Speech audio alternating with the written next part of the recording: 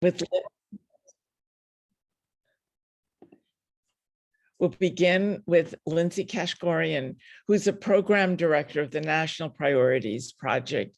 And Lindsay, thank you so much for coming tonight and sharing your wisdom, your knowledge that will help us all in the work that we do in understanding where our money is going. And I think particularly because tax day was Monday, we're ever more aware of the United States collecting money from its citizens and spending it on the war machine.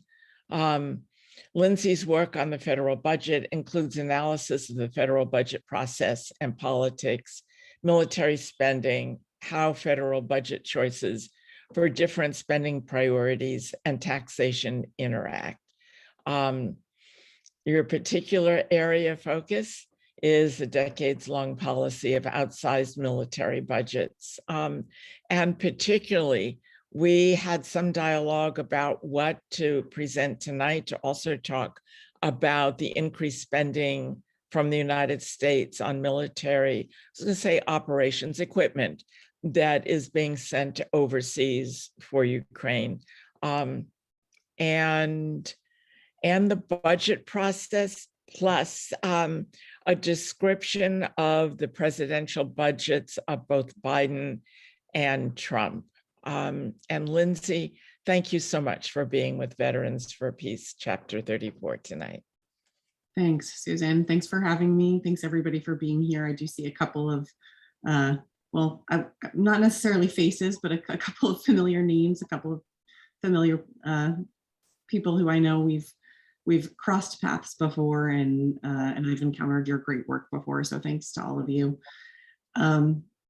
I am here to talk about, primarily I'm going to talk about President Biden's budget request, which we just saw, but I will be comparing it to what we saw from Trump, and we'll talk a little bit about what's in it and what things look like going forward, and what Ukraine has to do with anything. So, and as Susan just mentioned, tax day did just pass, which is a big event for us, and time when we crunch the numbers to tell everyone what their tax dollars paid for. So I'm going to start off with sharing a little bit of that, and I'm going to try to share some slides. Apologies to people who are on the phone and can't see this, but I will try to talk so that you know what I'm talking about. Can you see that? Yes. Okay, great. So we have a military budget that keeps getting higher. And this is our most recent tax receipt. This is for 2021. And the average taxpayer who paid the average income taxes for last year, about $900 of your tax bill would have gone not just to the military, but to military contractors. That's almost half of the total for the military. It's about $2,000 of your taxes would have gone to the military, and almost half of that would have gone to contractors. And just for comparison, only 171 of your dollars would have gone to primary and secondary education. So you're familiar with seeing things like this, but this is where we are today. And then another one, $62 for nuclear weapons versus $27 for the CDC. And of course, you can kind of ask yourself which one of those actually keeps us safe. And we all know what the answer to that is. Now, these are a few more things from our tax receipt. I just wanted to show you sort of the military and then the veterans portion of it. So for the average taxpayer would have sent about $2,000, as I said, to the Pentagon and military, almost half of that for contractors. Only half of less than half of what the contractors get for military personnel, for troops. So it's, less than half of what is going to contractors is going to our troops for pay and for benefits, excluding healthcare, which is separate. And then for veterans, you'll see that the average taxpayer is paying about $560 total, and that's almost evenly divided between income programs and veterans health.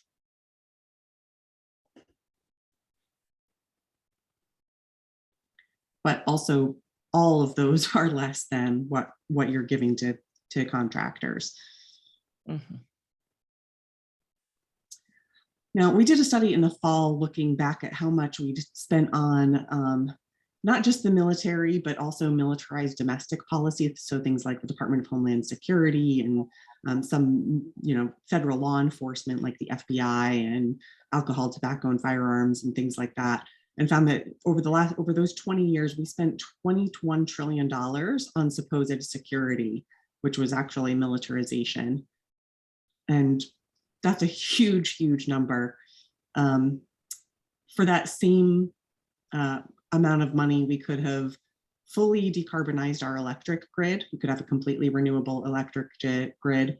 We could create 5 million new jobs paying $15 an hour for 10 years. We could erase all student debt, and then it would still be less than half of what we spent on militarization.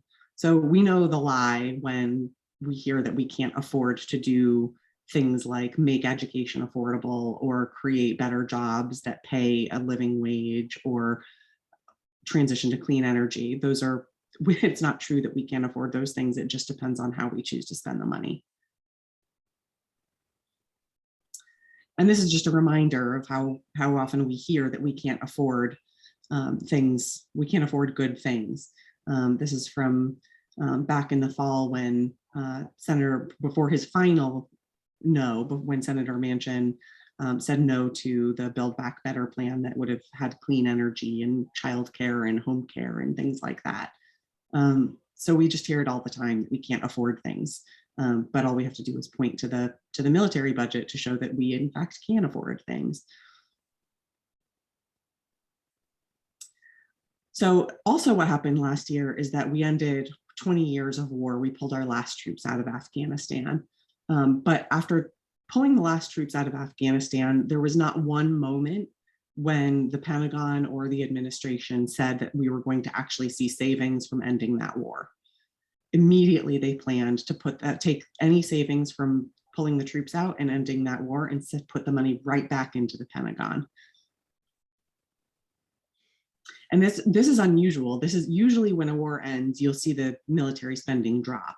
We certainly saw that after the Cold War. We saw it after the Vietnam War. We saw it after the Korean War. Every single time the spending goes down, this is going to be our first time when it doesn't. So here we have Biden's proposal. This is for fiscal year 2023. This is the fiscal year that will start on October 1st. Now it came right on the heels of Congress's deal for fiscal year 2022. They were just a couple weeks apart. So first we heard Congress was passing this big military budget of $782 billion, which was for the fiscal year we're in now. And then just a couple weeks later, we heard Biden proposing for the next fiscal year, and it's all the way up to $813 billion. Now on this chart, you'll see $823 billion because we've added international military aid to the military side when normally it's considered non-military. So you've seen versions of this pie chart before, probably. 52% of Biden's proposal for fiscal 2023 goes to the military. And unfortunately, that is right in line with where we were seeing Trump budgets year after year. Sometimes his proposals would go up higher, but where it would land when Trump and the Republicans were in charge was very similar to what Biden is proposing now. So this is a very familiar number, and it is disappointing that there isn't any shift in priorities here at all.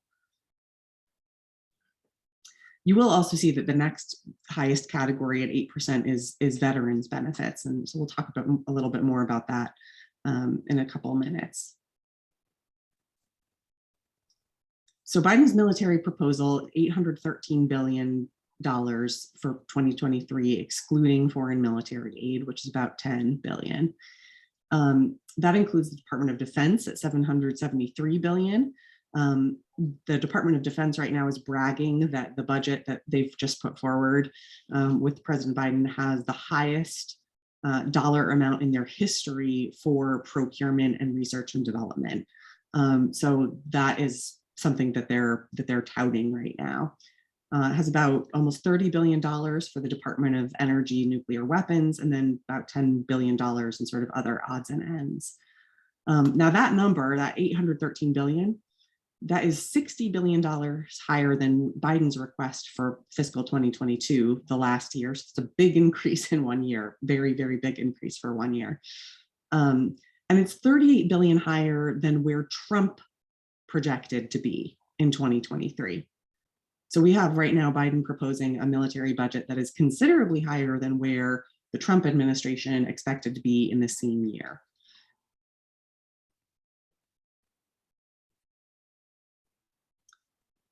Now, here are some of the worst things. I just pointed out that the budget that Biden proposed is 52% military, but they also have a category that they look at called security. And that looks like I mentioned earlier, sort of, we looked at spending on not just the military, but also Department of Homeland Security and the militarization of our borders. And if you look together at military spending plus the Department of Homeland Security plus spending on veterans, which of course we don't want to spend less on, but the reason we need to spend on it is because we keep sending people to war. If you look at those things, that accounts for fully 2/3 of our federal discretionary budget, 2/3 of the money that Congress allocates every year. That means there's only 1/3 left for everything else. And what has to go into that other everything else bucket is primary and secondary K-12 education, public health, the CDC, scientific research, medical research, affordable housing programs, anti-homelessness programs, so many other things all have to squeeze into that 1 out of every $3 of this budget.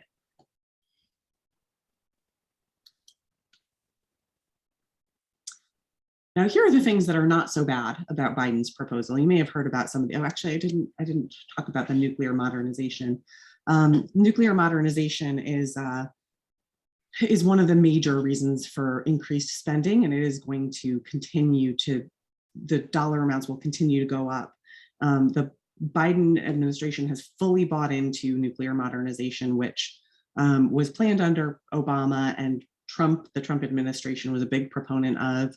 And the Biden administration, we didn't know up until recently just how all in they were going to be, but they are all in.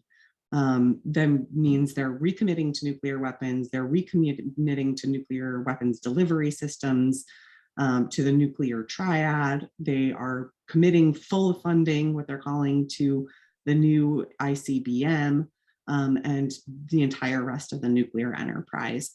So this is a huge thing. And it's about $50 billion out of this budget, but that number will go up higher once they sort of commit to this course of action. It will cost more in years to come. And it's expected over the next few decades that this entire nuclear modernization program will cost about $2 trillion. And last, Biden proposed $813 billion, but Congress gets to decide how much actually goes to the military. The Biden number is just a suggestion. But Congress, unfortunately, usually adds to the president's proposal. The number basically never goes down.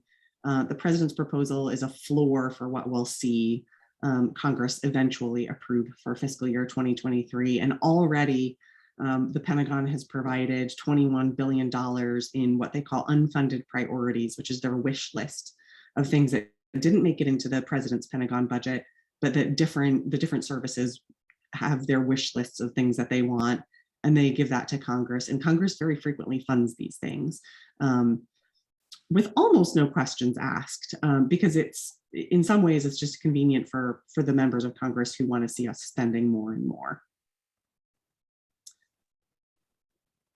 Now, what was in the Biden proposal that was better is a proposal for a cut to the number of F-35 jet fighters by about a third from where it had been. So we were getting upwards of 90 new F-35s every year. And this new proposal is calling for fewer than 70. So it's a significant cut. it is something that Congress will push back hard on. So this is an opportunity for us to try to actually get something that Biden is proposing that's better. It's moving in the right direction.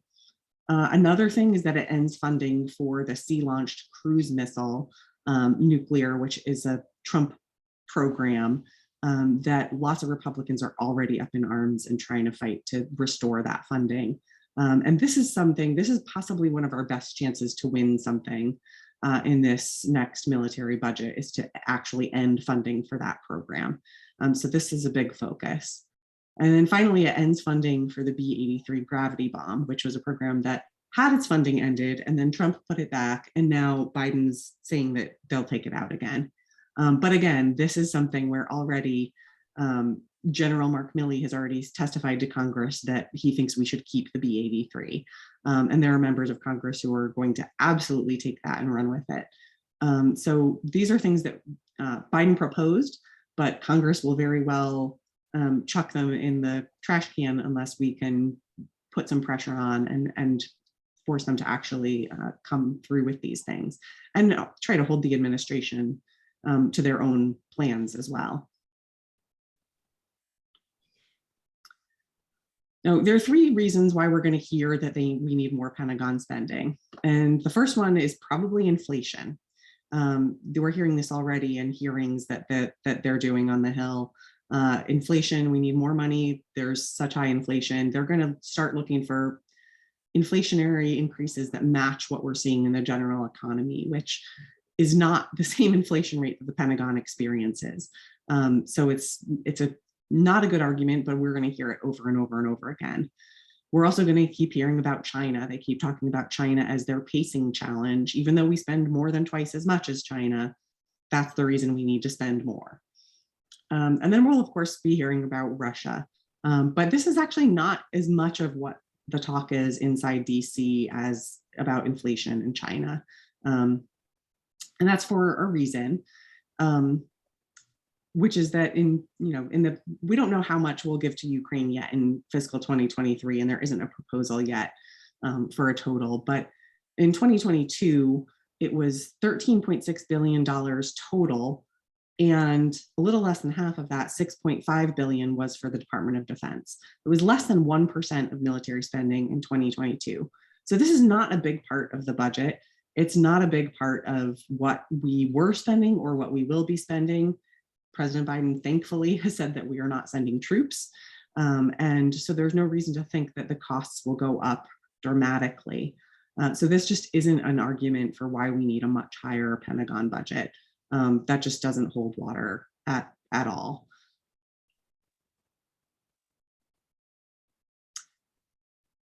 Now, I've talked before about ending our troop presence in Afghanistan, and that kind of brings it back to the question of veterans and what happens when everybody comes home, and talking about some of what's in this budget for veterans.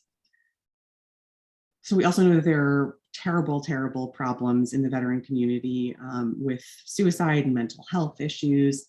And there is some help in this budget. There's also a plan to shut down a bunch of VA medical centers. Some of them would be shut down for good, others would be replaced. Some of them would be replaced with other types of clinics and things.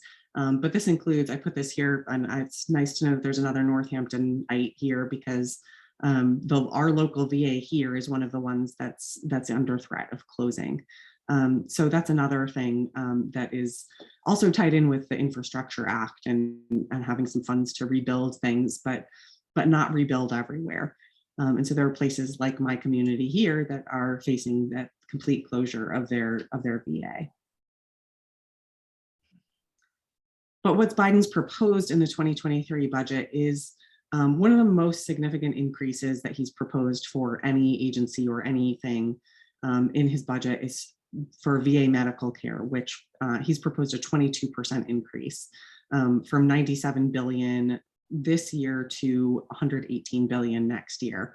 That includes almost $14 billion for mental health care. It includes almost $10 billion for women's health care, and a smaller amount, a little less than $500 million, for suicide prevention. But these are initiatives that that are being pushed by the Biden administration. More funding, probably less controversial than certainly some of the military cuts, but will also still face pressure from deficit hawks and people who are looking to cut spending. So that's what's in the Biden proposal on that.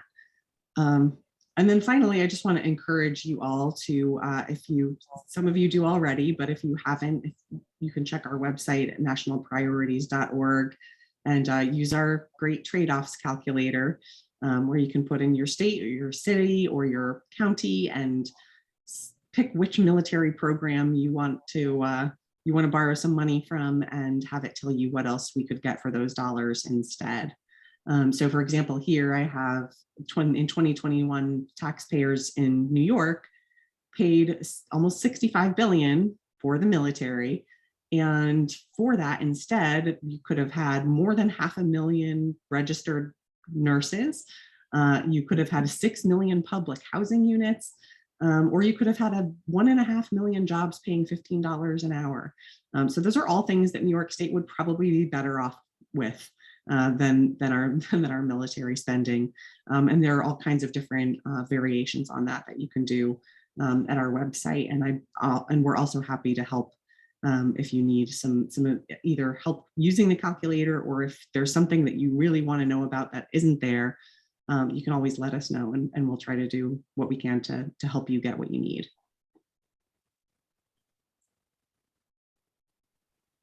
So that is those are my slides. That is what I've got. I'm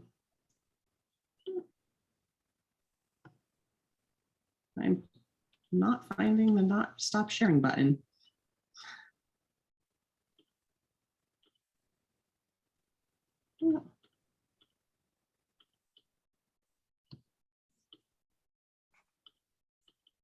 Sorry.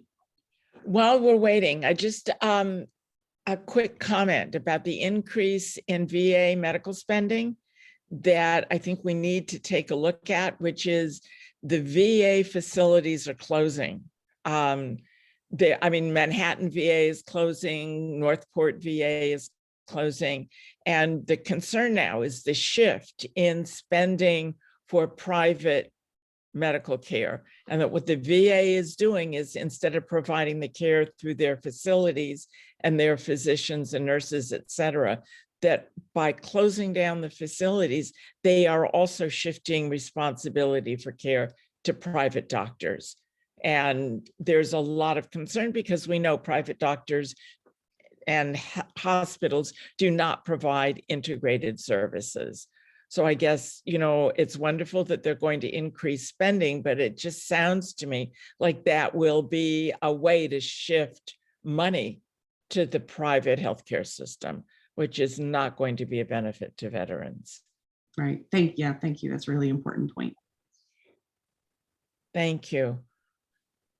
Are there questions for Lindsay? Rachel has her hand up. Yeah. Yes, thank you, Lindsay. It was very, very educational, and there lots of information there I really wanted. And also, since you requested us, the other information that we would like to see is the how much money goes to I'm sorry, besides government and the weapon companies and the contractors, there are significant roles played by consulting firms and think tanks. And I understand that the think tanks are supposedly NGOs, so they get the lots of donation from the weapon companies, as well as government themselves, right? And individuals and the foundations and so forth. As long as I know, CSIS's website is very clear.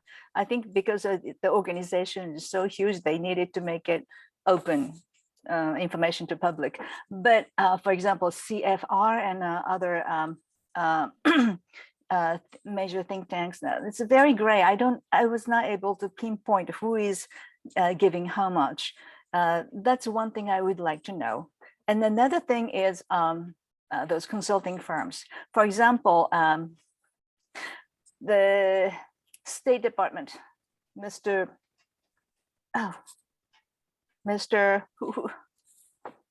Blinken. Mr. Blinken, yes, he is one of the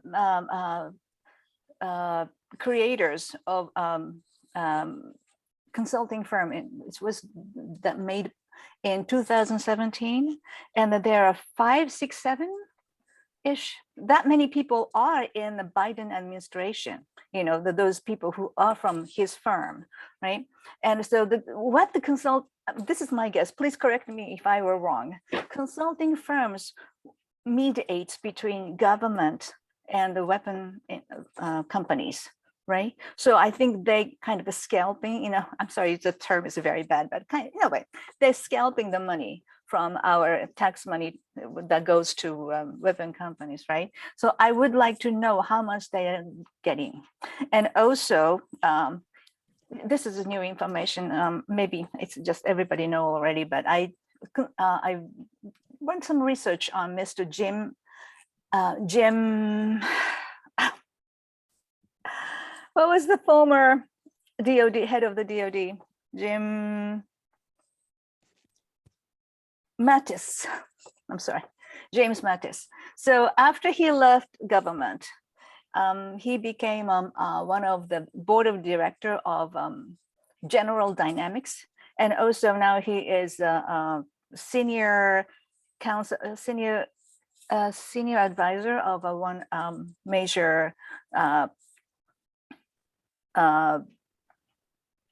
consulting firm. So like that, I would like to know that there's a dynamism of revolving door, because I think this is the one of the major source of how our government has been corrupt.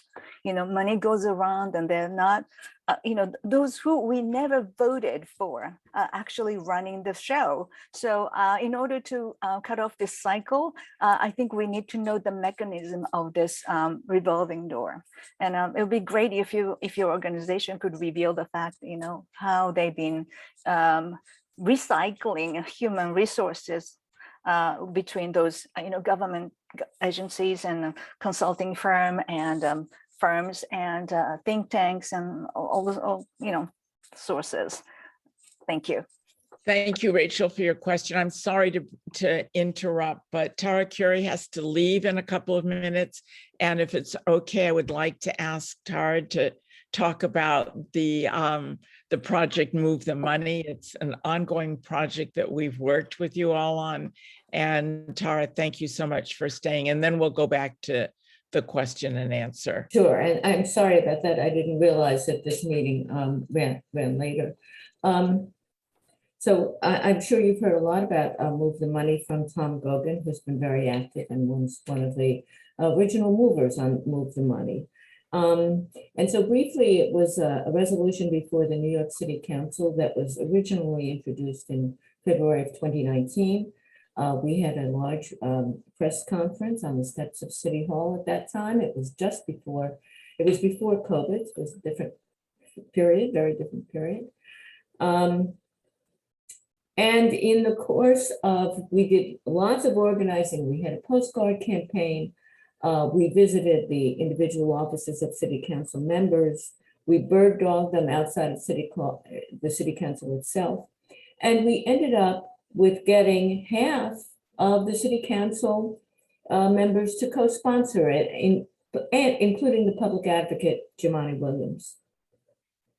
But in that City Council, the Speaker, Corey Johnson, and the committee chair to which the resolution was assigned, Alan Maisel, were both against the resolution. And the way the City Council works, that just shuts it down. So we never got a vote before the full council. We never even got it to come to a hearing in the committee. But we're in a very different position now. It's a new City Council. 2/3 of the City Council members are new because of term limits. And the new Speaker, Adrian Adams, had been a co-sponsor of the old resolution in the former city council. So we expect support from her. The new deputy speaker, Diana Ayala, was also a co-sponsor. So we expect support from her. And we are working very closely now with the city council person to get the resolution reintroduced. We've rewritten it to make it shorter and more to the point. Also, some of the figures, as you might imagine, since the resolution goes back to 2019, some of the figures cited in there were no longer accurate. It makes reference to President Trump and so forth. So if you bear with me, I will put a link to the revised resolution in the chat.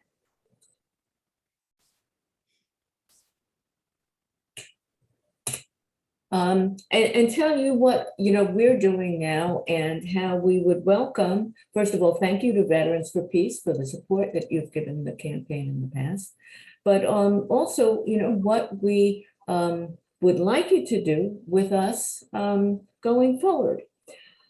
We don't have a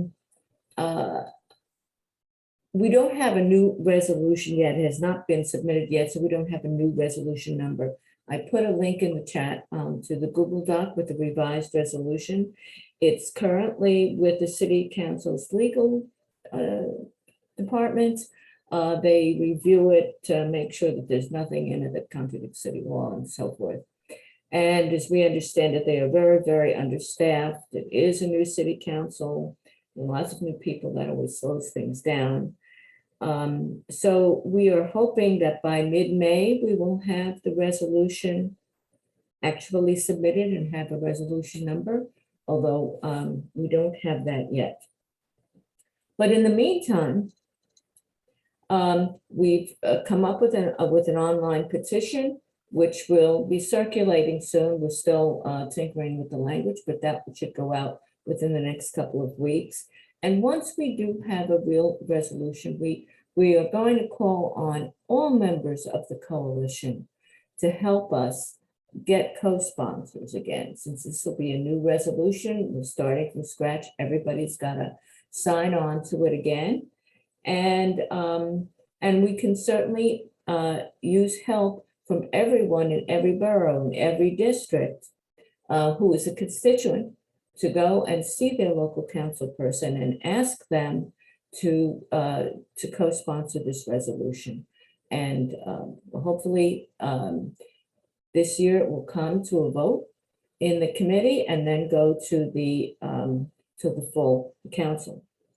Now, we were a little weak in the Bronx last time. And so if you have members who are in the Bronx, we could especially need help now. And Susan, maybe we can talk afterwards about making connections. I'm assuming that since this is a New York City chapter, that you include all 5 boroughs and there's not a separate Bronx Everybody organization. is welcome, right? Yeah. Yeah. So we need help there, and we could use help actually in Queens and Manhattan too. I live in Brooklyn, and many of my friends are in Brooklyn, so we have a strong showing in Brooklyn, although there are certain parts where again we could use help. So we would really welcome any assistance that Veterans for Peace can give us with that. We're also hoping once we have the formal resolution that we will be having some kind of a public event, whether it's a press conference again on the steps of City Hall, or to be some other sort of public event. But we would hope that Veterans for Peace will turn out with us again, with your own signs and your own messages. But we really want to show that this is a citywide campaign, and it has support across age groups, across ethnic groups, across socioeconomic groups, that this is really an issue that should electrify all New Yorkers, because our current mayor, our new mayor, is cutting the school budget, cutting the housing budget, cutting everything except the police department. Whereas Lindsay just told us, the Pentagon spending is going up. We're spending more on nuclear weapons. So this is really something that our city government should be vocally outraged about.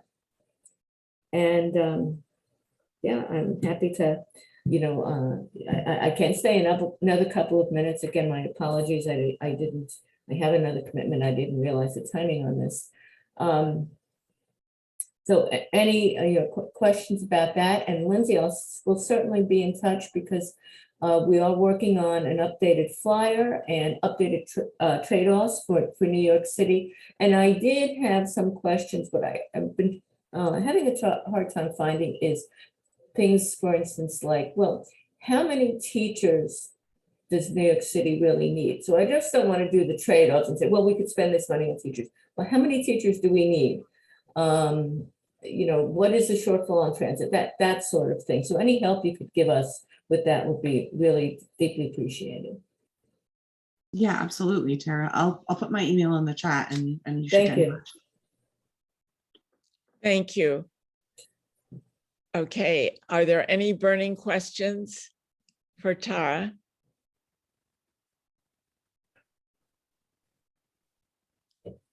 Thank you. Thank you for staying. Thank you. Oh, no problem. As I said, I'll verify more like what the timing is next time.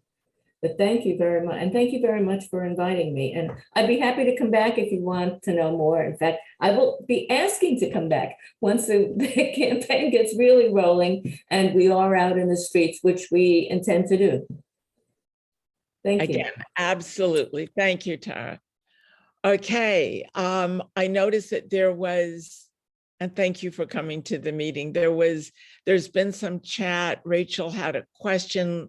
Lindsay was saying they're giving her some references.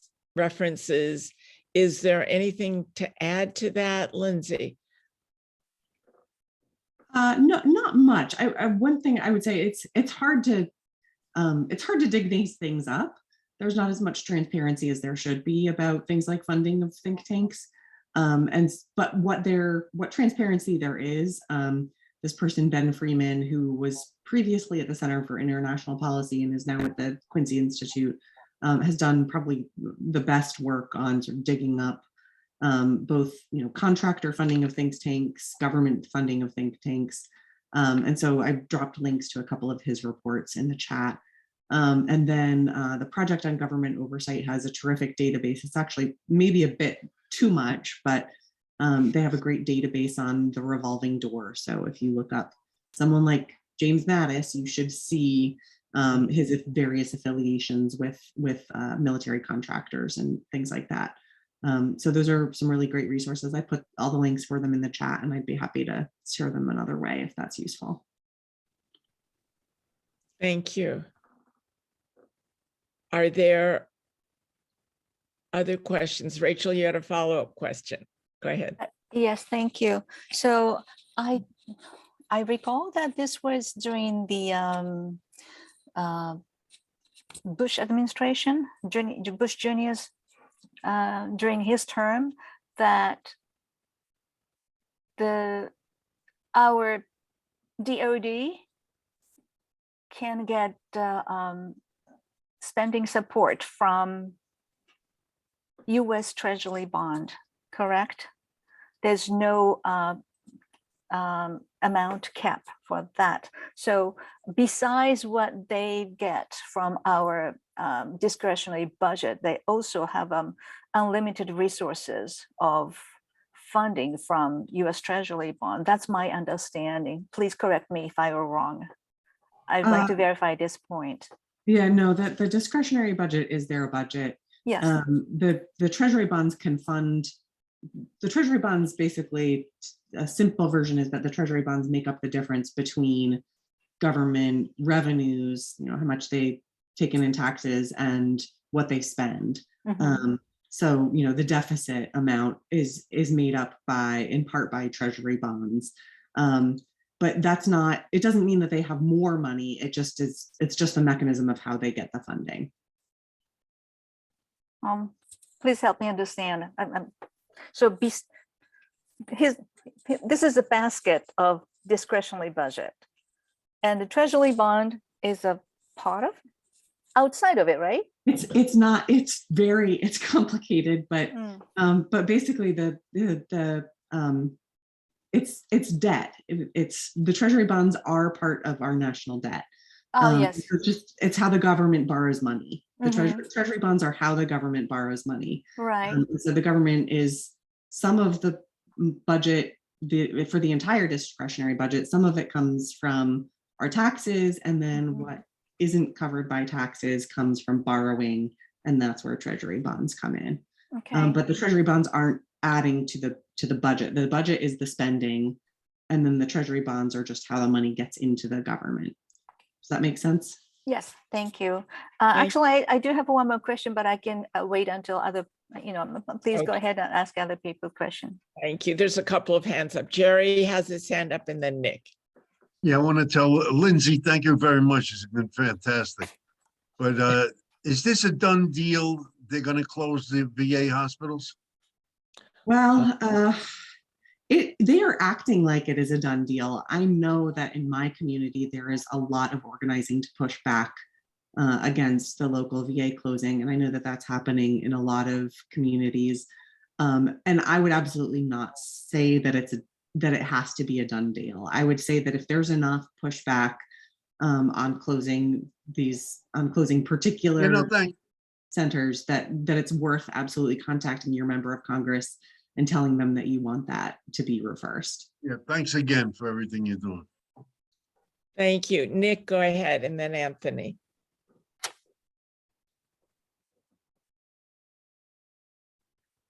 Yes, thank you, Lindsay. I wanted to ask a question that's a little bit like what Rachel was talking about. In each, for instance, in the 2022 budget year that we're in right now, what proportion of military spending is borrowed money versus directly from taxpayers? So the money that comes in to fund discretionary spending doesn't get divvied up differently between military and not military. And borrowing, let's see. I don't know. I'm not sure if I know the number off the top of my head about what percentage of the discretionary budget would have been funded by borrowing, but it's the same for the military as it is for anything else, because all the money comes in, they have one big pot of money, and then they spend it. Okay. So it's not, but I can look up and see how much came from debt versus income. Yeah, the reason I asked that is because there is the perception, and maybe the reality, that when there's political pressure from whomever for more military spending, there's absolutely no question of how much do we have to borrow to do this. If you come around and say, I want to increase the SNAP program by 4 times, then there's a question of how much does that cost, and it, for borrowing, that kind of thing. And this is not really to the budget question, but it seems to me that if you have a government that is constantly getting in wars and constantly frightening the public, there's absolutely no question that there will be an unlimited amount of money for the military, because the public is scared. And they don't really give a damn how many teachers could be hired for $1 billion.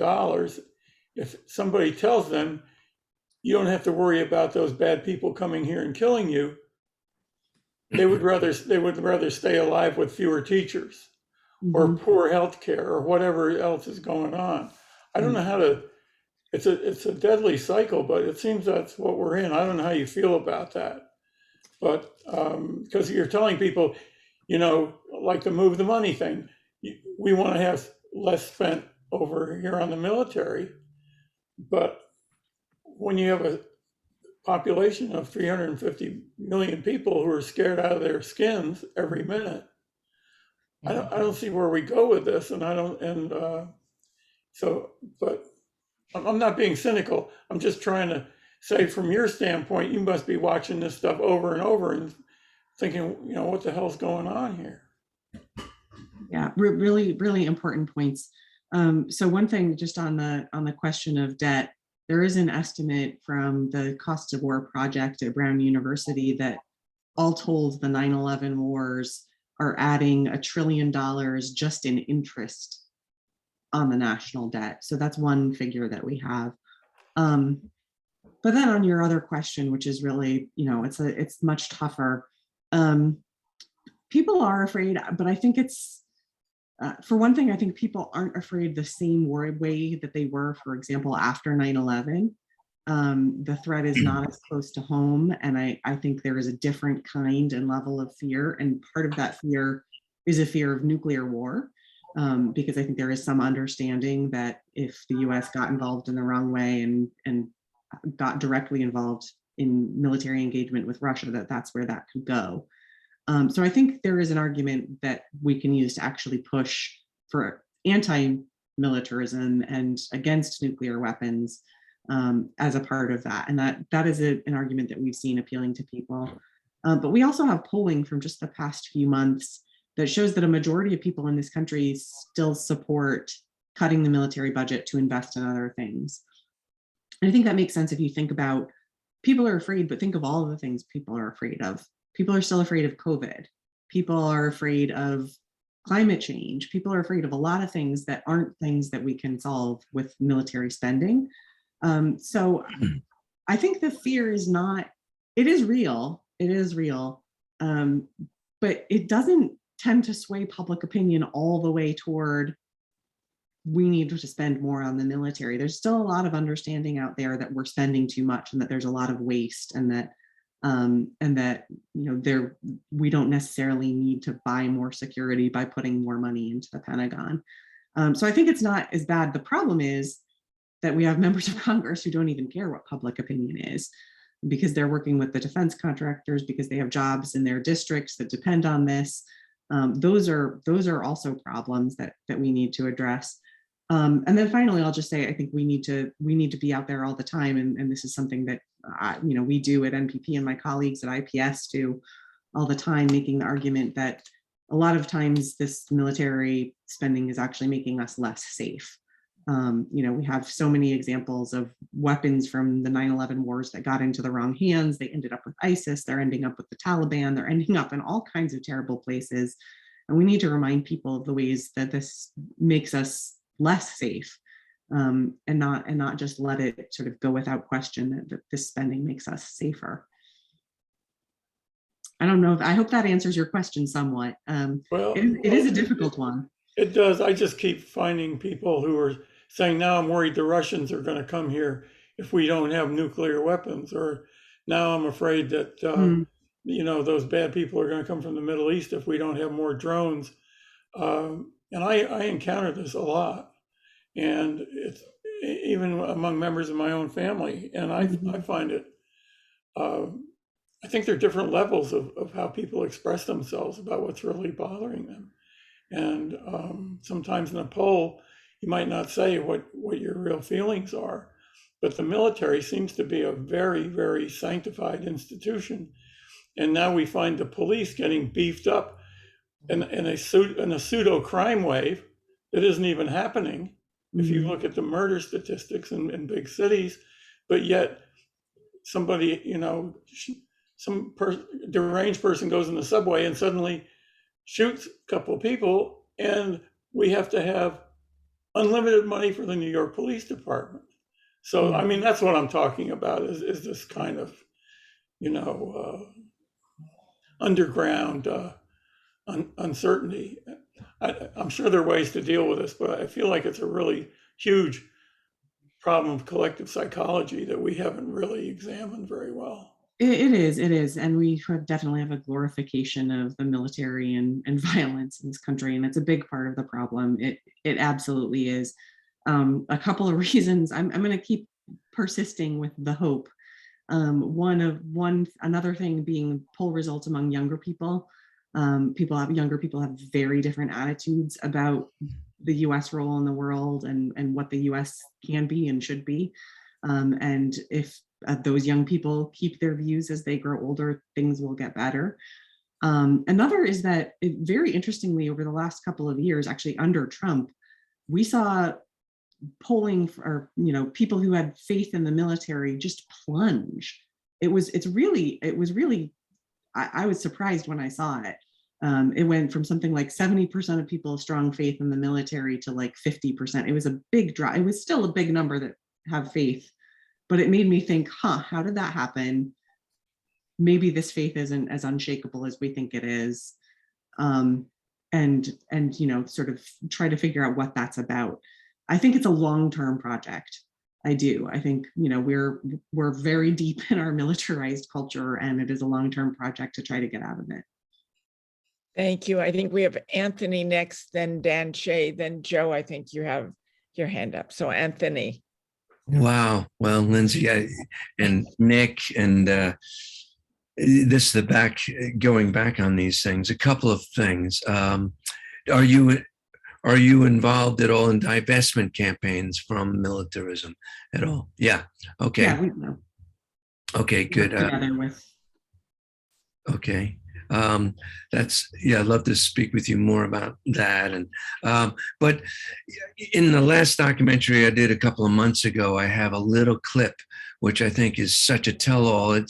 It goes back to Rachel's point about the revolving door, about General Lloyd Austin, who we know retired to go to Raytheon, became the CEO of Raytheon, as you well know, and then he's getting grilled by our senators to become our Secretary of Defense. Is he good enough? And the questions were phenomenal about, are you sure you're going to be supporting our nuclear triad? Do you know how important that is? And are you assuring us that you're going to support and get us the funding we need for that nuclear triad? Right here in our Congress. And he's like, you can be assured, absolutely, you got my word. That's priority for me. So I'm like, okay. So this revolving door, but also before he became our Secretary of Defense, he's ensuring the industry that, we're going to get the funding we need. So I believe in your hope and keeping the hope alive, Lindsay. But right there, I just saw, wow, we are being run by this industry, and they just get in the people that they need to get this funding continuing. But God bless your good work to expose as much as we can. My problem with when we come up with figures, any figures, and the figures that you show us, 12 years ago, I'm an amateur, and I'm not a financial guy at all. I just know I should stay out of the red. But in terms of crunching financial numbers for militarism, 12 years ago, I desperately tried to get something accurate to put in this documentary on nukes, how much we're spending. And I spoke to everyone I could in DC, everywhere, to get a ballpark accurate number. And what I came up with is, WRL has their numbers in their chart, your numbers. But everyone was really saying, look, Anthony, there's lots of hidden costs we don't have, we don't know. We can include them in our numbers. And Ed Henneman of WRL is very honest. He goes, if we can't prove it, we don't put it in. So so what I decided to do is say, okay, 60% of our money is going towards militarism that we know of. So, so when we put out this like 52% figure, I kind of always in my back of my mind said that we know of, because there are all kinds of hidden costs with the CIA, with the NSA, hidden programs. There's all kinds of contractors, as Rachel was saying, that deal with housing for the military, that deal with water and food they're hidden, and they're outside these parameters. They're not included in our costs. So whenever I crunch numbers or tell people, I always include that statement, 52%, 60% of your taxes that we know of. So I was wondering how you deal with the stuff that we don't know. You can't get from the government. It's not there. And you can't get from the Pentagon. It's not there. Yeah, so one thing is that we know partly from papers that have been leaked that a lot of the hidden money, CIA and a lot of the sort of, and the what's called the black budget, a lot of the hidden money is actually hidden inside the defense budget. So it's not necessarily in addition to, but it's disguised actually within the defense budget. That's something we know that's a lot of it. But the other thing we've tried to do is we have tried to broaden the definition. So, we're not just, yes, it's the military, but we have border patrol that is basically serving a military function. That's not included in the military, but so we add that. And we've tried to add as much as we can. In the report we put out in September, if you look at it, we threw a lot of things in there. We've got ICE, we've got Border Patrol, we've got a bunch of the federal law enforcement agencies, FBI, we've got all as many things as we could find that we could, anybody who carried a gun, basically, we made sure we put in that report. So that's as comprehensive as we could get. Thank you. Dan.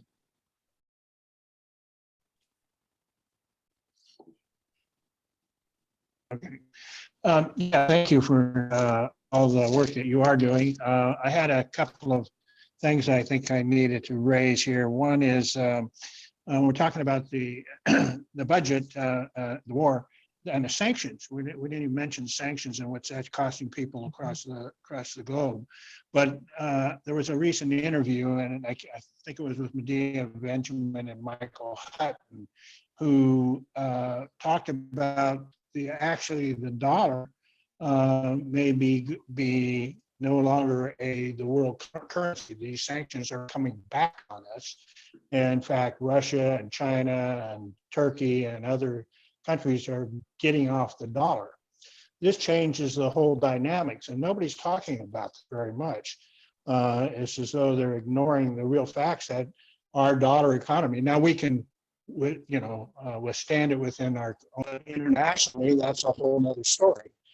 You might have some information on that. I was thinking also about the refugees. These wars cause refugees, and then the crisis comes back, and then there's a whole movement about fascism. These fascist speakers who come and talk about these enemies coming across. Earlier talking about fear. It's the constant thing by the government propagandists and the fascist movements in this country that are constantly creating fear. People seeing on their doorsteps in their own cities a huge homeless population, ever increasing. Rents are going up. This cannot continue without some sort of backlash. So I think you're right. There is hope. People getting sick and tired of just going towards the military. They want to see that money come back into their own cities. That's a good reason for the city revolutions to begin to talk about those things. That's very important. The other thing, and Susan was talking about, the healthcare system, about closing down some of these VA healthcares. I'm on, very active with SOVA, Save Our VA, and one of the things that I always deal with here is that, the VA system, one thing, of course, we don't send people to war, we have less people that have to be provoked there. But the VA healthcare system is actually an example of what could be a single payer healthcare system for everybody, universal healthcare system for everybody. They want to destroy that and turn it into an insurance company to pay for private contractors. And they're forcing us. I had to deal with it myself of trying to be forcing me to go into outside contractors, who actually caused me harm. These are kinds of things that people need to hear these stories, learn about them and what that is costing us. If sending people out to private contractors, other things are involved, higher costs. These are things that are pretty important. Then there was the other I had to ask about would be, when they sell weapons or they're giving aid to other countries, it's often in weapons. but they're actually selling the weapons and then getting that money back. And yet the budget keeps going up. There's this constant thing where this comes back, where it keeps producing profits for the military industrial complex. They've got to use these weapons up. They create new weapons. Somehow, we have to reach the public, and some of the best ways is to get into the high schools and start talking to the young people, because they're the ones that are going to make the difference in this world. I'm getting, I'm 73 years old now, and it's getting harder and harder for me to keep fighting these damn issues without it mentally affecting me. I have a hard time with it, and I need my VA, I need my mental health care, I need the support of my community to continue. And I don't know how people are going to continue to exist with these constant money being stolen from the working class people in this country. That's all I have to say. Thanks, Dan. Thank you. Yeah, I really appreciate that. I love your point about VA as a model for universal health care and about going into high schools and talking to young people. Nothing makes me happier than when I hear from a high school teacher who's using our website to put together things for their classes. That's just my absolute favorite. You brought up so many things, and I just want to thank you for your points about healthcare, especially.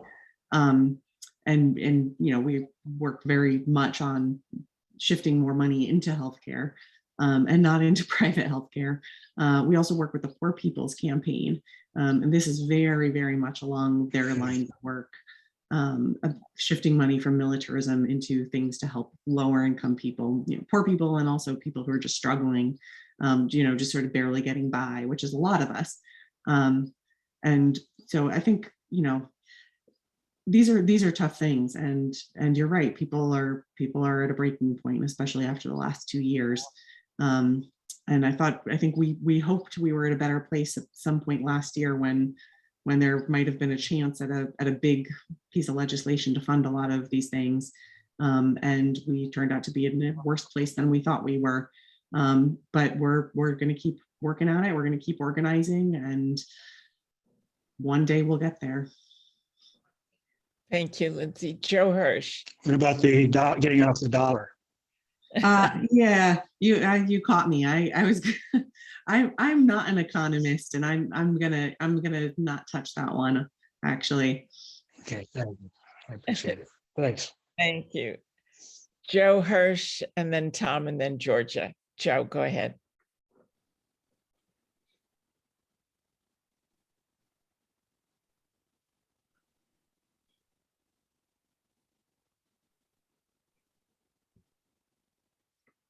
I think, are you muted, Joe?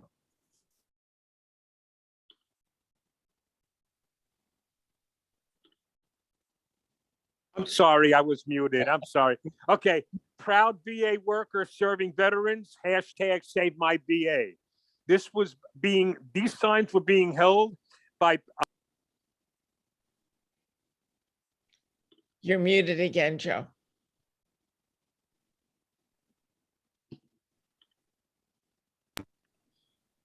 No.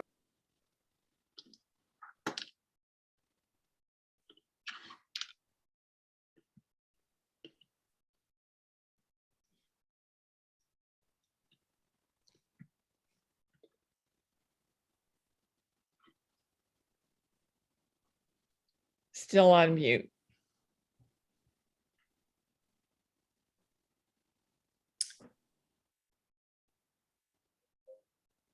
*6 should work on an iPhone, won't it? For Joe?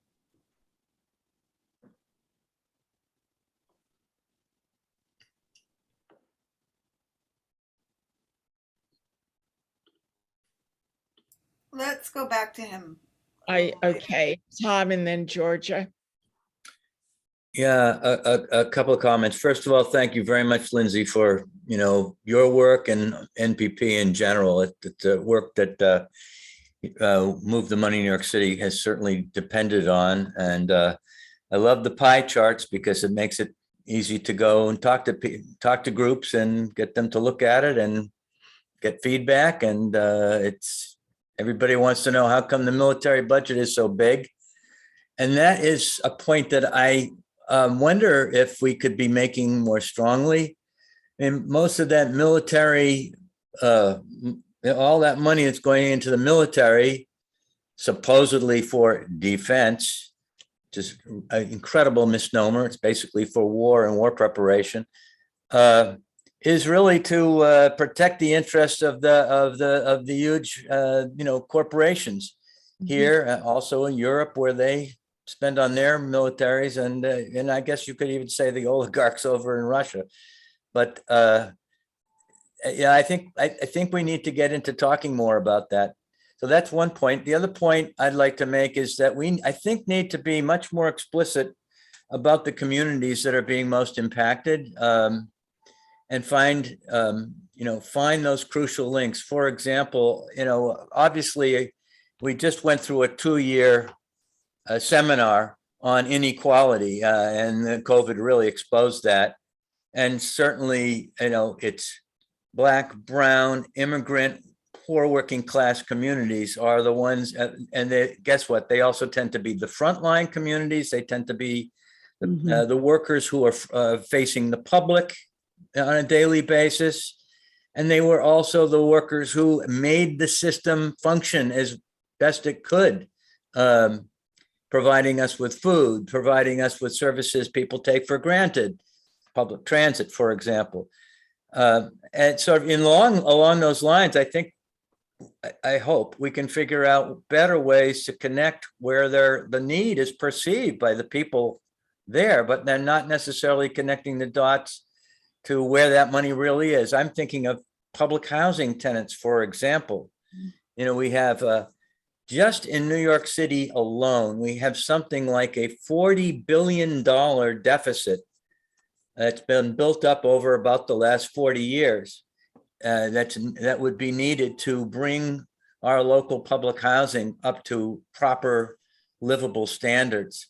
That's just the physical repairs. And then, of course, there is the need to build more public or social housing and so on and so forth.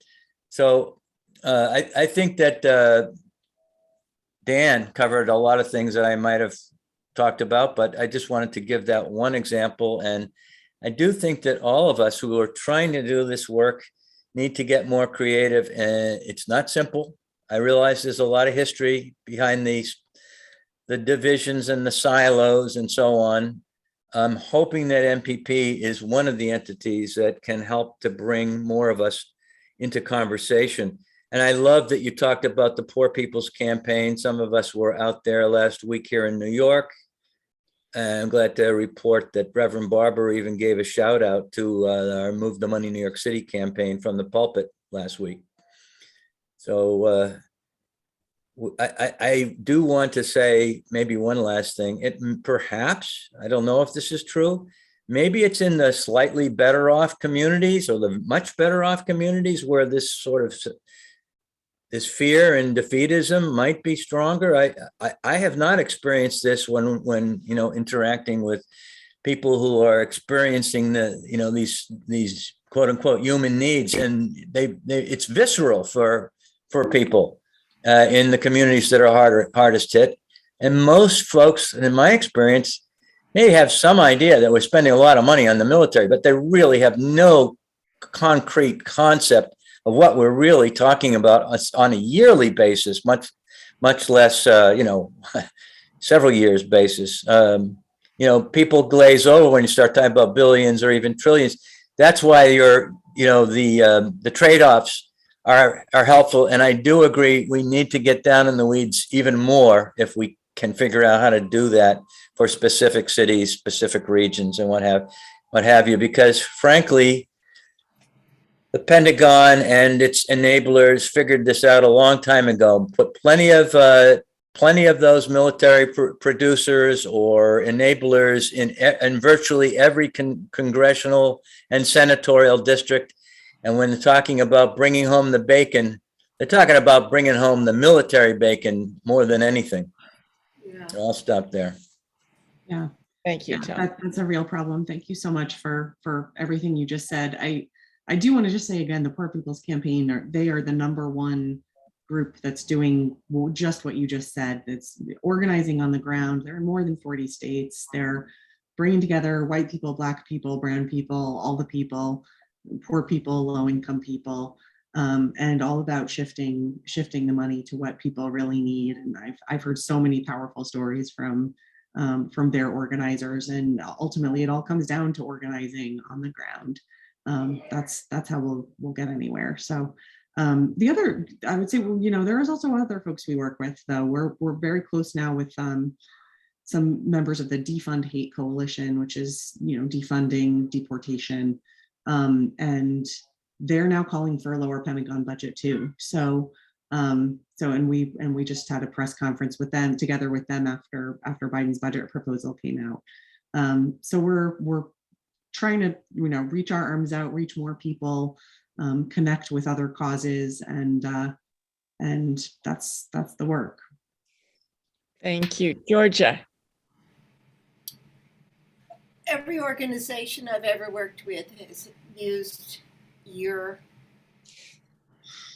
statistic, your pie charts, and your work, and I have to thank you for it. But I have a question, and that is, I've always heard and learned and read that after World War II, a resolution was passed which guaranteed that the Pentagon, the military spending, military budget, whatever you want to call it, would be the first cut off the budget, and everything else would be allocated after that. Do you know if there's any truth in that, and how does it work? That is not how it works now. I'm not a historian, and I don't know whether there ever was such a thing. But no, it's not how it works now. The last 10 years, up until last year it ended, we did have the Budget Control Act, which said that if you were going to give $1 more to domestic spending, you had to also give $1 more to military spending. And that was a terrible disaster. But that has expired. So we don't have that anymore. And so there is nothing stopping Congress from funding other things before they fund the Pentagon. There's absolutely nothing stopping them. Thank you. Rachel.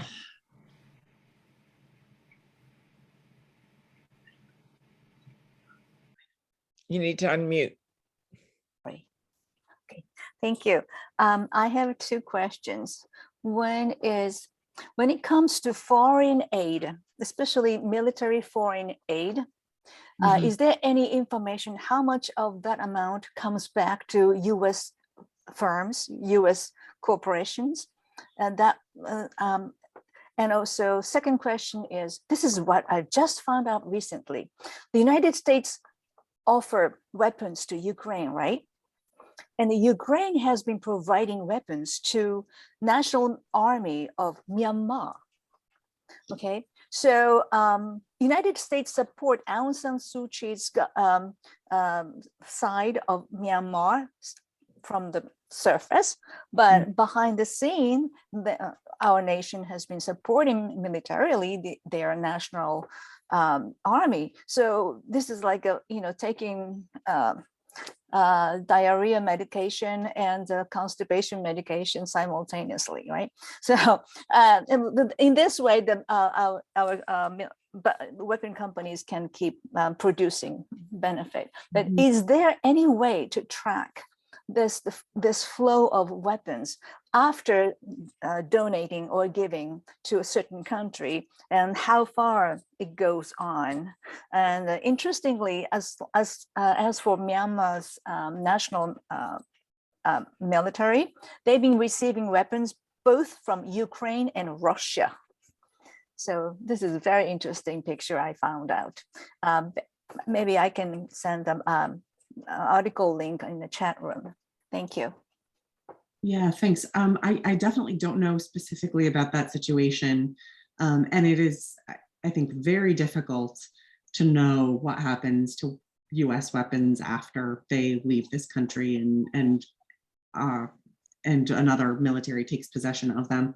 The one, I don't know exactly specifically what resource, but there is something called the Security Assistance Monitor at the Center for International Policy. I'll drop a link in a minute when but they monitor US arms sales, and they may have some reports or some information about that. Okay. That would be the first place I would look for that. Okay. And then, oh, and how much comes back to US companies? It's very complicated.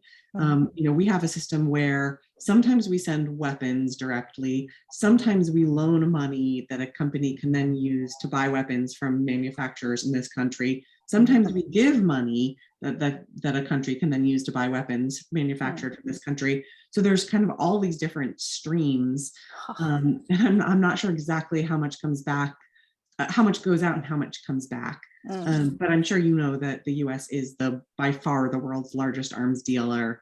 And so a lot of that is coming back to us. If we're giving money to purchase weapons, a lot of times that is coming back to US corporations. Okay. Well, thank you for those information that you gave us in the chat room before. I'm really looking forward to go through them. That's exactly the information that I've been looking for. Thank you so much. Thank you. And then we'll have two more questions, Nick and Anthony. Nick, you want to start? Yes, the US has been putting pressure on Germany, which they've successfully done now, to increase their military spending beyond 2% of gross domestic product. So I just checked, and the US, it says here, spends 3.2% of gross domestic product on military. And so how does, it's sort of like 1%, that's a lot of money if it's a big economy.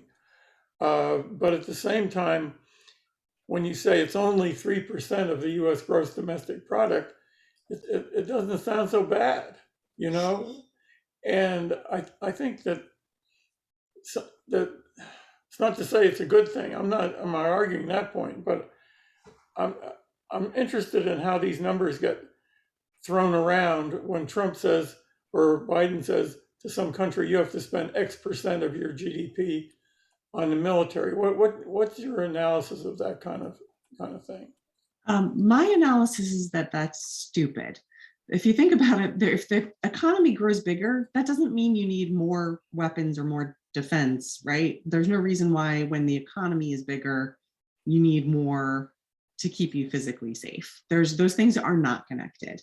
So I'm very against thresholds of percentage of GDP for defense, for so-called defense. It mostly is just an argument. For a long time, we've heard people saying we need to spend 4% of GDP in this country on our defense, but why is that the right number? And if our GDP gets smaller or bigger, then should we keep changing it to match our GDP, or is it based on something else in terms of what actually would keep us safe? So I think it's a terrible, terrible measure to use, GDP. I'm not in favor of that at all. And then I think also the thing to remember is that 3% doesn't sound big, but the US GDP is huge. We are the biggest economy. We have a huge economy. And so 3% of a huge number is still huge. So those are kind of how I think about it. Thank you. Thank you. I think Anthony, Lindsay, thank you so much for your time. Yes, Lindsay, just a quick question. So the money that Rachel was talking about, the money that we give in terms of giving people arms, and is that included in the budget? And I'm thinking of all the money that we give to NATO nations to shore up our defense in the name of others.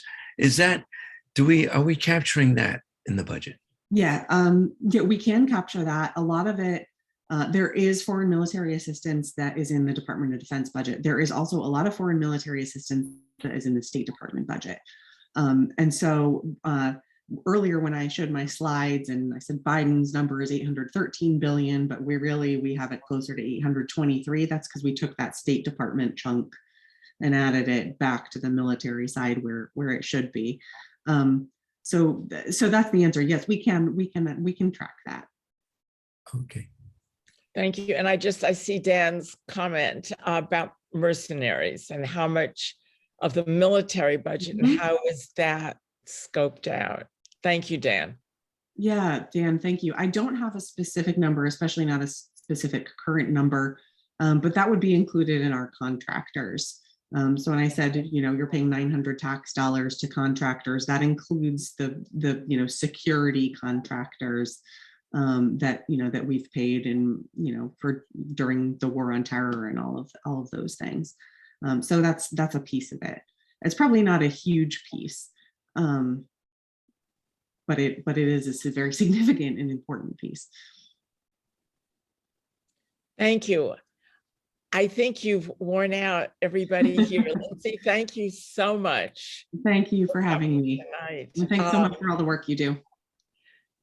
Thank you. I am sure we'll be working together again. And again, on behalf of all of us in New York City Veterans for Peace, thank you so much for your great information, knowledge, wisdom.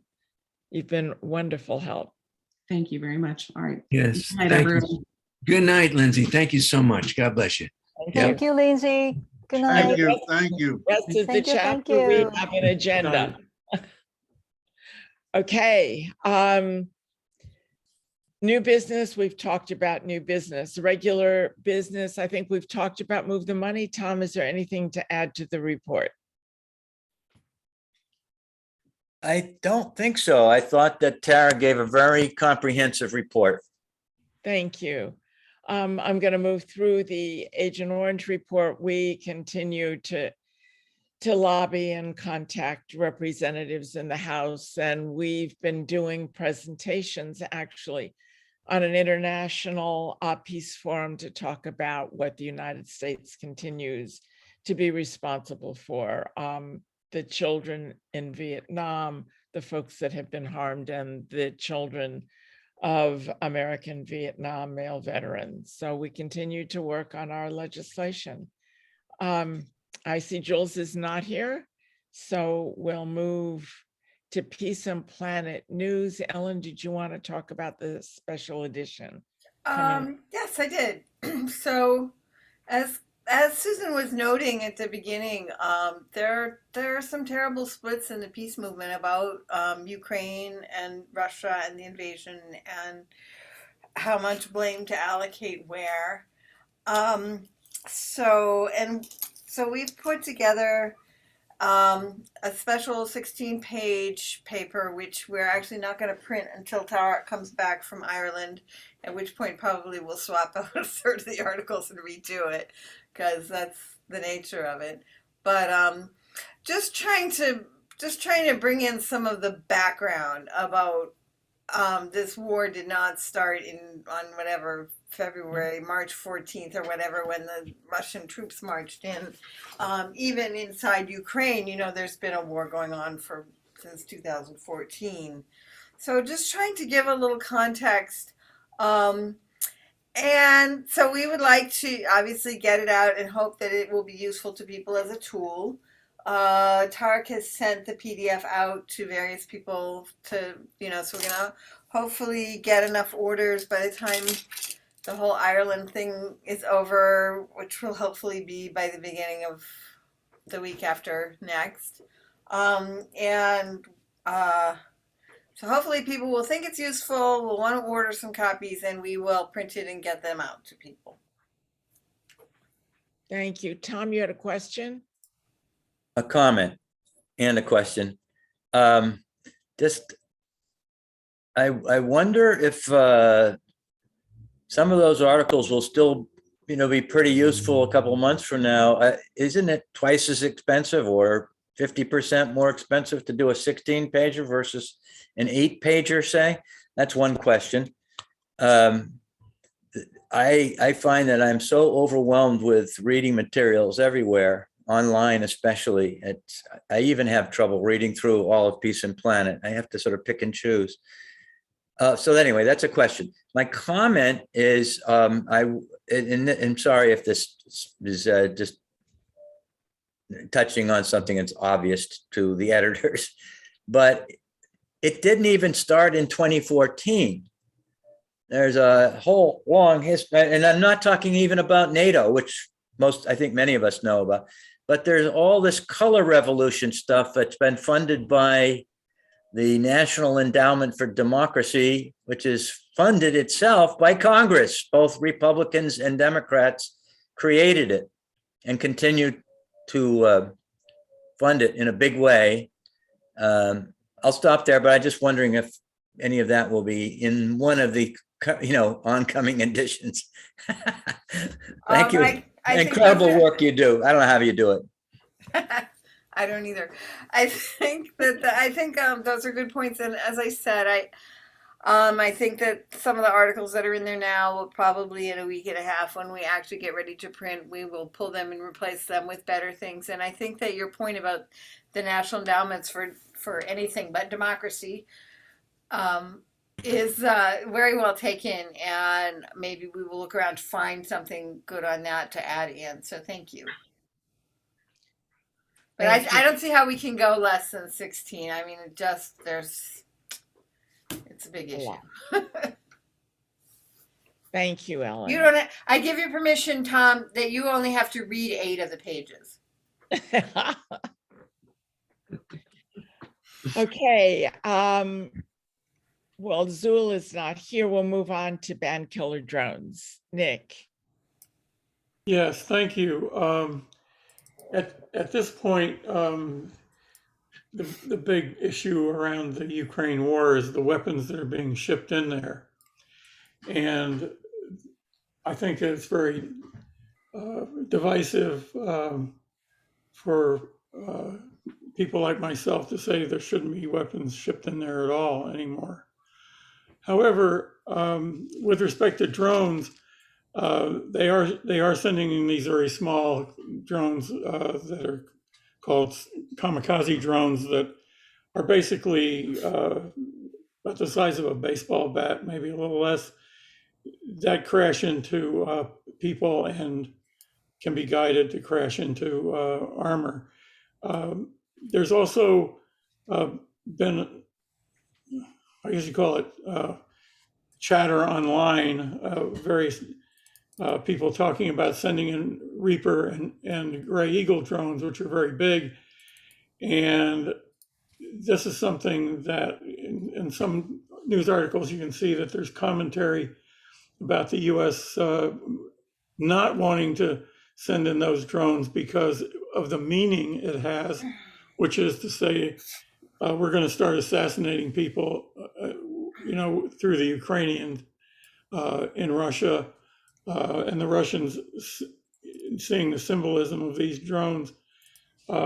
It's not clear at all what the US is going to do behind this, because there's a lot of pressure coming from the military industry to test out all kinds of weaponry, electronic jamming, drones. It's like the perfect test ground. So that, out in San Diego, General Atomics makes these Reaper and Gray Eagle drones. I'm going to try to look in to see whether we can have any protests at their plant out there. But the selection of weapons going into Ukraine is being handled, in this very sensitive way that negotiations aren't being handled. And one never knows when we're going to tip the scale into, what Russia views as the red line for nuclear weapons. So but there are also drone boats that the United States is sending over there that I think are very similar to the drone boats that patrol off of Gaza. This is a real children playing with matches, around leaking gasoline pumps. And I think that's where we're at right now. But the drones are viewed as a very special type of weapon and dangerous for a variety of reasons. Thank you. Thank you, Nick. Rachel, do you want to mention the VFP Peace Speaking Tour? Yes, thank you. It's gonna take place this coming Friday evening. so far we have over 60 people joining us. The vast majority is from Japan. From the US, less than 5 people, including us. So I really need more participation, and it would be great if you can spread the words. And I tested the link and it works. So there are some flyers going on our Chapter 34 Facebook page, and also our email circulation is going on. Just to click the link in that flyer, and we will send you the Zoom link. That will be the case. Thank you. Thanks, Rachel. Saturday, it looks like we've got 2 events going on. One is at the High Line and the other one is the United Nations, where, and I don't see it, Bob, am I missing this as upcoming events? Subha, Yeah, on Friday, I'm sorry, Saturday, April 23rd, right.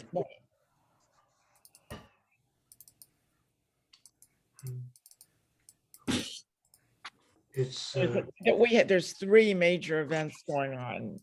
right, Right, one is at the drone statue, one is right. It's under VFP endorsed actions, thank you. because it's not strictly VFP.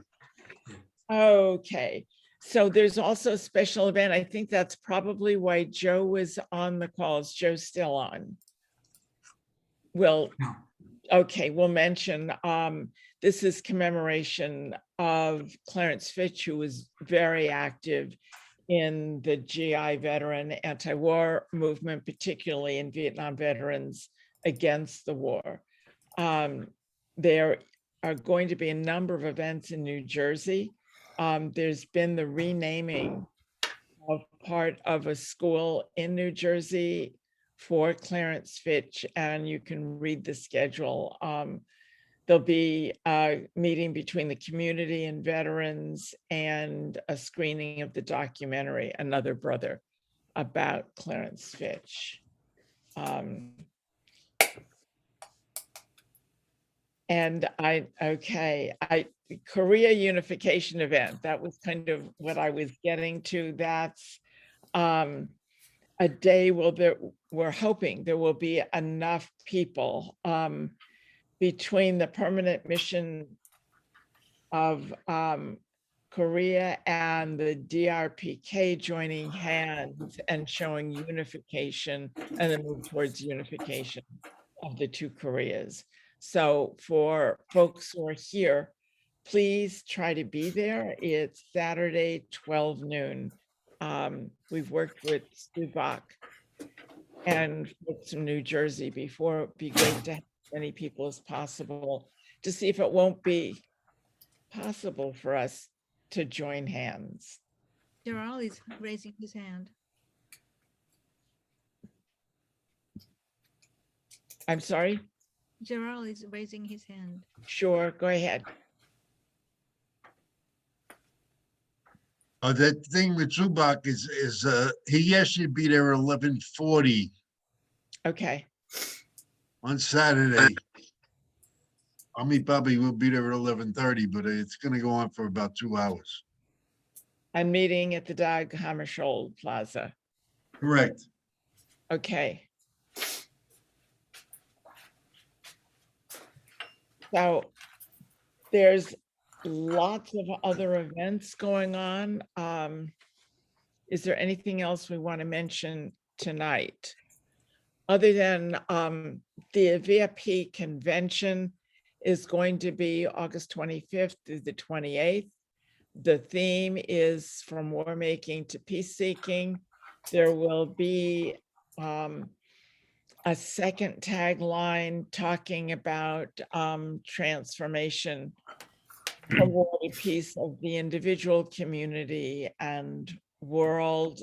We've got 2 plenaries being planned right now where we're reaching out for keynote speakers. hopefully, Reverend Barber will be one of the keynote speakers, but we'll know, I just hope, right, next week. I think it would be incredible to have him. And again, we'll have a call for different projects. We've got 2 plenaries planned. The thought about not having a third is that will be on Sunday. And it probably will be planned as we get closer to the event in August, because there's a lot to be known and to happen about Russia, Ukraine. So we would really like to have a very diplomatic discussion about the peace community and what we can do here. Again, the first day on Thursday, we'll begin with a discussion about transformative justice, how it's appropriate to be used in certain situations, how it's been used at national, and then we'll be doing community circles. So for any of you who may not have seen the way the National Board is operating today, when there is a lot of very tough and vocal discussion, we form a community circle so that everybody gets heard, and people don't have to shout over each other. I think it's become a very effective mechanism for national to use. And a reminder, folks, that the National Board meets the 3rd Saturday of every month. The board meetings are open. There is an opportunity for speaking before the board meeting and having that information become part of the minutes. We're really trying to become and be a very transparent national organization. And any questions? Oh my goodness. Okay. Yes. Not about that. I just want to say, watch stopthesewars.org next week. I will be reporting on the minute by minute of the cliffhanger trial of Tara Kalf and Ken Mayers. Thank you, Ellen. Right, a reporter on the scene. Yes. Exclusives every day. Right, and photographs where possible. Yeah. Rachel and Jerry have your hands raised. Rachel, go ahead, and then Jerry. Yeah. Yes, about the national convention. You asked me to get in touch with our Australian colleagues. So I've sent the original email a few weeks ago, and I kept kept sending several reminders. And then last night, finally, I left a voice message. And during this meeting right now, I got the final answer from them, and they would love to join us. So they are having a meeting right now. So if it's possible, Susan, maybe it would be great to join the meeting, Australian meeting right after this meeting. Thank you. Right. I have another meeting to go to, so thank you, Rachel. But let's keep that on the agenda and think about it as a working group. Absolutely. Okay, so I will keep reporting then. Thank you. Welcome. Jerry. Yeah, I'd just like to know, what is Adrian's position on the board now, on the national board? She's a member of the national board. She's a member. Thank you.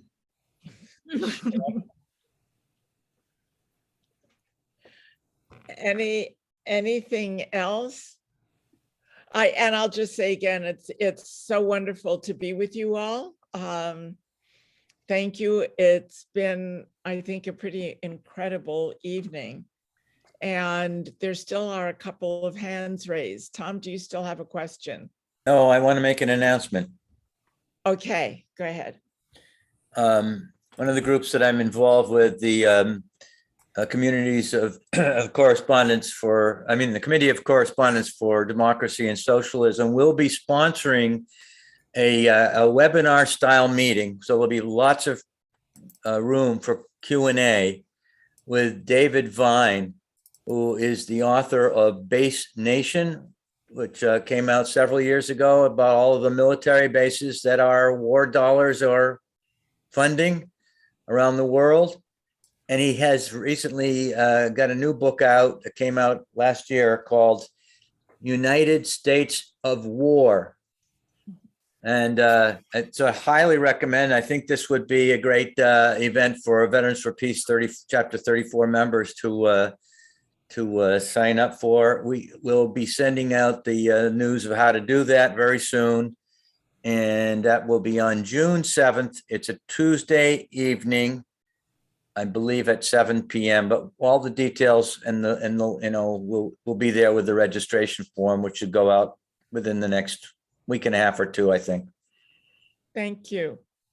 Any other announcements? Thank you all. Thank It's you. been great to see you all. What did I forget, Bob? Nothing. Okay.